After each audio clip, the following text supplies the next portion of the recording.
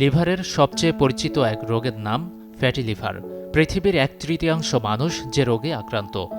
চর্বির আধিক্য লিভারের কোষগুলোকে বেলুনের মতো ফুলিয়ে দেয়। এরপর হতে পারে আরও ভয়ঙ্কর সমস্যা। ডায়াবেটিস, উচ্চ রক্তচাপ, রক্তে কোলেস্টেরল, অতিরিক্ত ওজন, ধূমপান ইত্যাদি কারণে বাড়তে পারে এই রোগ। স্লিম মানুষেরাও ভুগতে পারেন ফ্যাটি লিভার সমস্যায়। প্রতিরোধে বেছে নিতে হবে পরিকল্পিত জীবনযাপন।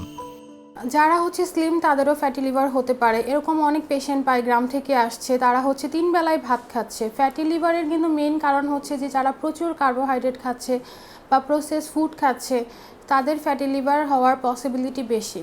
গ্রেড 3 থেকে কিন্তু আলটিমেটলি ফাইব্রোসিস, দেন আপনার সিরোসিস অফ লিভার, যেটা ইরিভার্সিবল কন্ডিশন।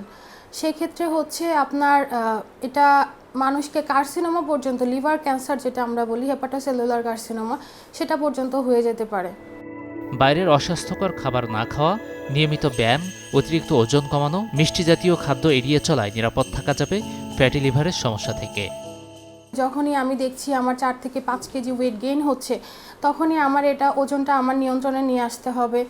তারপর একটু হাঁটাচলা করতে হবে, ডেইলি এক্সারসাইজ করতে হবে, জাঙ্ক ফুড, রিচ ফুড এগুলো খাওয়া কমাই দিতে হবে।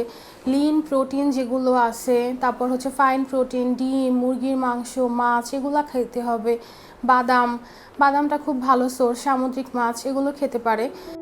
শরীরে হেপাটাইটিসের মতো রোগ বাসা বাঁধলে ভয়ঙ্কর হয়ে ওঠে ফ্যাটি লিভারের সমস্যা।